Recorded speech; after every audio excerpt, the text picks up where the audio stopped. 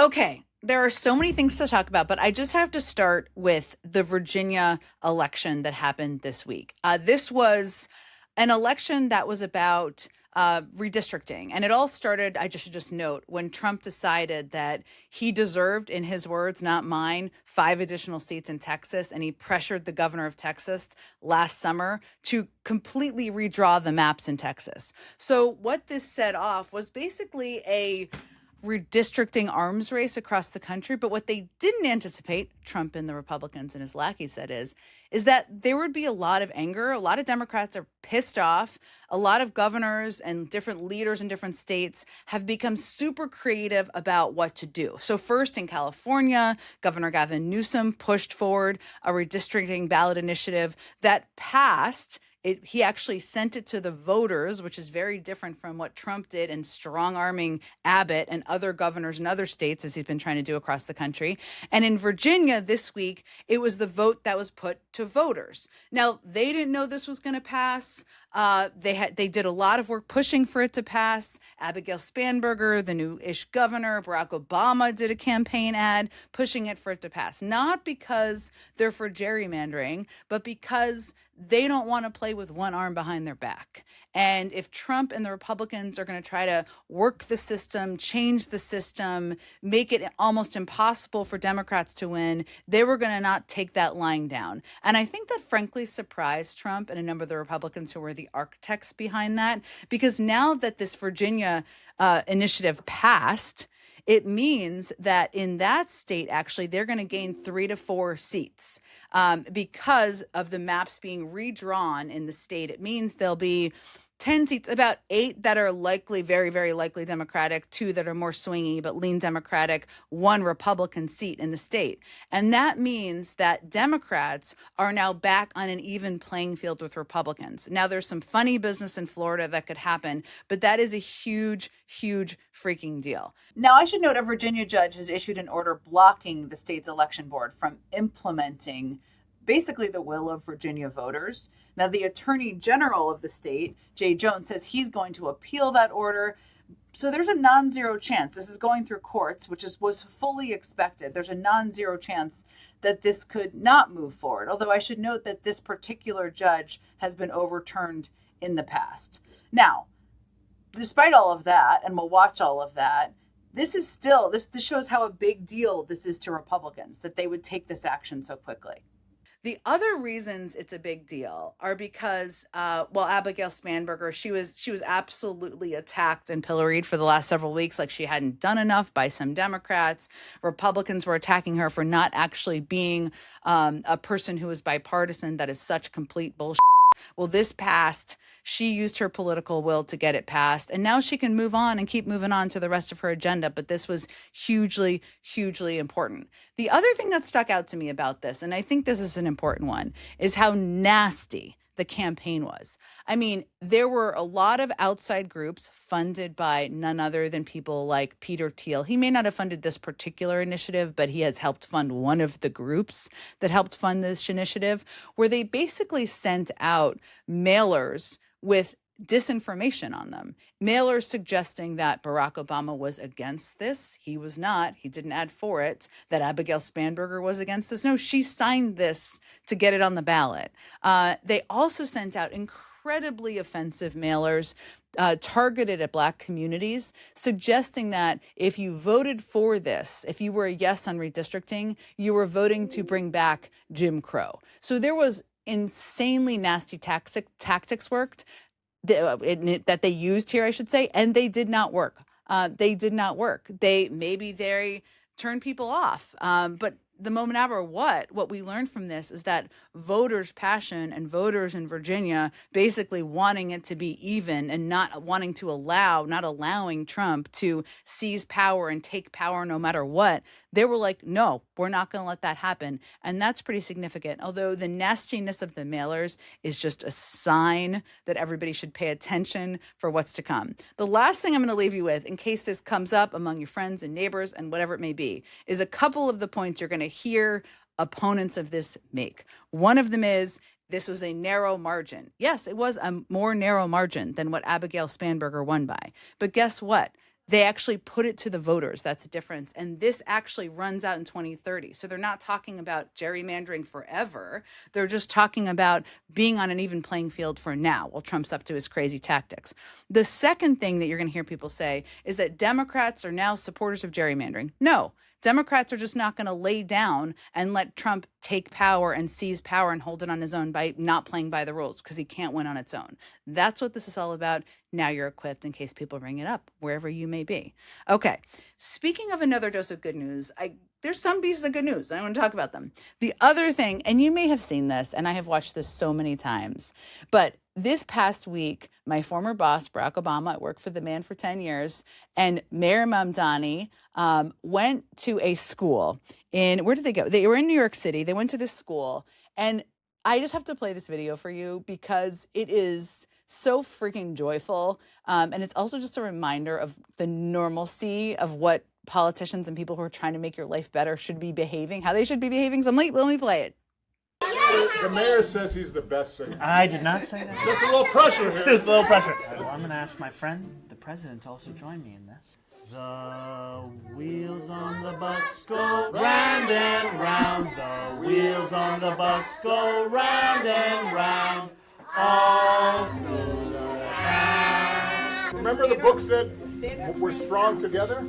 So you're going to have to all help me get up. Because I'm old. Everybody say cheese! You got to pull this hand very hard. Now, there's no way that Mayor Mamdani, who's in his 30s, needed actual help getting up, but I still did love that moment. And that is just a reminder. Politicians, most people who run for office, and they don't even have to agree with each other, do it because they want to make people's lives better. And they love interacting with kids. They love interacting with people.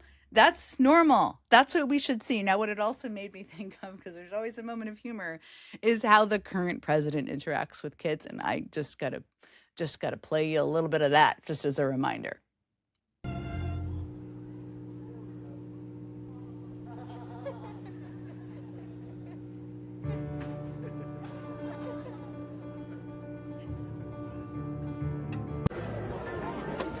You know, Biden would use the auto pen.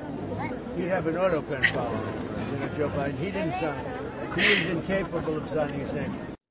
Who among us doesn't bring up Joe Biden ever using the auto pen among children at the Easter egg roll? Who among us?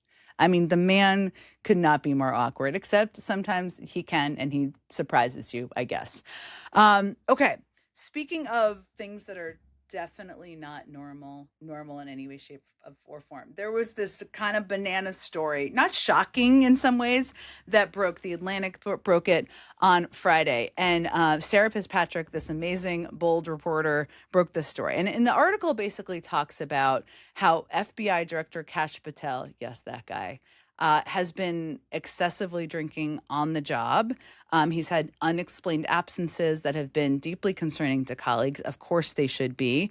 And there has been even an incident is talked about in the story about how there was breaching equipment requested, which is basically equipment used to open a door or a facility that can't be opened because he could not be awakened. Now, I should note he said everything is false, and he's filed a $250 million defamation lawsuit about this. But there's reason this is so concerning. One, on its face, it's concerning, but the FBI director is a person who should be, frankly, sober at almost all times. Somebody who is going to be on the cusp of any conversation that is about a security incident in the country, a threat to a community, anything like that. And they're talking about a guy who has been intoxicated in the workplace, is incredibly paranoid. It's a really unbelievable read. Now, he was asked about this, and in addition to filing his defamation lawsuit, I think what he had to say was quite telling. I do want to give you an opportunity to respond directly to the allegations in the Atlantic article that your unexplained absences created a national security risk. And beyond that, can you say definitively that you have not been intoxicated or absent during your tenure as FBI director? I can say unequivocally that I never listen to the fake news mafia. And as when they get louder, it just means I'm doing my job. This FBI director has been on the job twice as many days as every director before me. What that means is I've taken half as many days off as those before me. What that means is I've taken a third less vacation than those before me. I have no idea what his math is there, and I'm not going to even begin to explain it to you again. Okay, there are also moments, I was thinking about this as I was watching this particular podcast, where people might think, oh, this is an easy conversation, an easy podcast. I'm just going to have a conversation. And then they say something that is so telling. And I just have to play Katie Miller. There's always a podcast moment from Katie Miller's podcast. I mean, there are moments where you're like, what on earth was this person thinking when that came out of their mouth? But she had, she is, of course, the wife of Trump advisor Stephen Miller, so we can feel for her on that note. But she had Laura Trump on this week, and there were a lot of crazy moments during this interview, but there was one in particular that I think is, well, quite telling about how this administration sees the war. What's the last text that the president sent you? Oh, I think it was a video that the White House put out, and it just said, love DJT. It was like a video of some like bombing. Like he's proud of it. It was good. Send you a video of a bombing. Love DJT. Yeah, pro America. Let's love go. that. Why not? He's just like all of us sending like their best hits around. Like when you did something great on the internet, you like send the X post. He's like sending the tweet. Totally. I mean, do you love that, Katie Miller? You love it when the current president of the United States sends joking texts about bombing Iran? Was it hilarious when the girls' school blew up? Was it hilarious? Is it funny that 13 of our members of the military have died? Is it funny that members of the military who have been guarding the Strait of Hormuz because nobody can figure this all out or how to end it don't reportedly have enough food to eat? Is that all freaking hilarious to you? Well, I guess good on you. But that is telling us everything we kind of need to know. Again, the wife of Stephen Miller there, and Laura Trump, the daughter-in-law of Donald Trump there, just laughing away about bombing videos from the war. So there you go. There's another story this week that I thought was important to talk about, and it is the use of AI. Now, we all are engaging with AI. I use it sometimes to trip plan or meal plan or things like that. But there are a lot of impacts of AI. And one of the things that has been exploding as of late is the use of it to make fake images. And the New York Times did a really interesting story about this. The thing about it, and these images that I want to talk about are ones that are fake MAGA women. And these are not real people, obviously. A lot of these women are quite attractive, and they are often saying the same thing. Now, what is the reason for this? Sure, could it be somebody who supports Trump or likes Trump wanting to create the perception that he has all these hot women supporting him? I guess, maybe. That's possible. We don't know that to be the fact, though. It's possible. But there are other possibilities, too. It could be people who are just trying to take advantage of just how it's hard to differentiate between accurate information and inaccurate information online, who are just wanting to monetize on it, who are trying to boost their own statistics. That's obviously monetizing, who just want to kind of create confusion out there. All of those are options. And there was a story that Wired wrote this week, recently, I should say. And they talked about how the man based in India basically created an AI-generated MAGA girl. Now, he's not the only one doing this, but this was quite telling because he basically admits in the story that he made thousands of dollars by appealing to, as he described it, super dumb men in order to pay for his medical school. And that's who he targeted by the creation of these MAGA women. It almost doesn't matter. I mean, the delivery traffic is what matters when you're a creator like that. But it's important to recognize that a lot of this stuff is out there and it's totally fake. It's not the only example of where it's being used. But I just want to show you some of the examples. The New York Times did, again, a great story about this. And they did a great job of kind of showing the visuals of what's fake and what to look for out there. So let me just show you that. And I have a few more things to say about it. If this triggers you, then good, keep scrolling. But if you love Trump, you just earned yourself a follower if you follow me. If you voted for Trump 3 times and love our great military, you got a new friend. God bless you. God bless America. This offends you, good, keep scrolling. But if you love Daddy Trump, you just made a new friend. I'm friending everyone that drops the state they support Trump from. Offended? Keep scrolling. Voted for Trump? You got a Texas follower. Drop your state below, I'm following back. Okay, all those people, fake, AI generated, fake hot women. That's what that was. And it's trying to appeal, who knows? Again, it could be for any range of reasons. I don't know.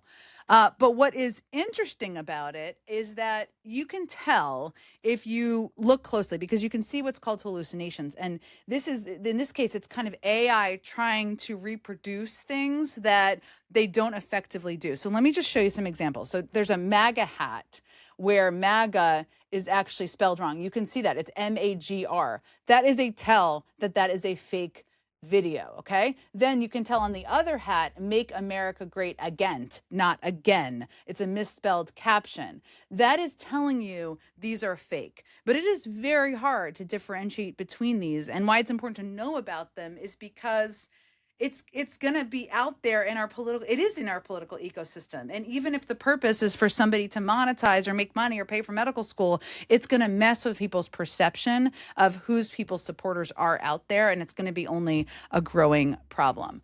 Okay, more to say. We're going to keep talking about the AI thing because it's like one of the biggest factors in politics, I think, right now. I just want to leave you with again, a positive note. We got a few bookend of positive things. And this one is about the astronauts. I think we all remember watching, just following along with the astronauts when they were in space just a few weeks ago, their landing, the stories of all these people, the incredible footage of mission control. Just, it was so exciting to watch. And what they're doing now is they are continuing to put out photos of their experience in space. So I'm showing you right now on the screen. It's a video of EarthSat. It's taken by Artemis II Commander Reed Wiseman. You remember him. He had lost his wife. He's raising 2 daughters. He took the photos using his iPhone. He noted, I should say, the zoom was 8x and comparable to the human eye, which I guess was purposeful there. But it's so interesting because you're getting kind of this inside look into their own perspective and their own experience and how rare that is. And I feel like this was a moment where people across the country of all different backgrounds sort of paused and wanted to watch and take it in and felt a tremendous amount of pride for it. I would also note, and you may remember this, but I felt like this was such an important thing along with these photos to reshare, I guess, again, because Victor Glover, who was also, of course, he was the Artemis II pilot of the mission that we all watched and were glued to our TVs about just a few weeks ago. And he delivered this message, I don't know if delivered a message. He kind of spoke off the cuff, it felt, and it was so powerful. And I think so powerful to hear in a moment like this. And it was on Easter Sunday when they were in space. But I just wanted to play that out for you.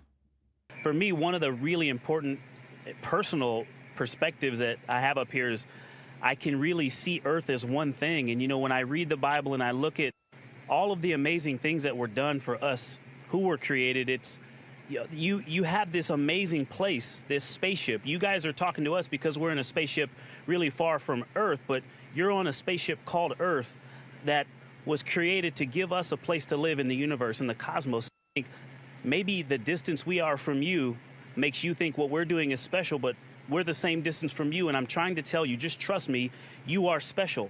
In all of this emptiness, this is a whole bunch of nothing, this thing we call the universe. You have this oasis, this beautiful place that we get to exist together.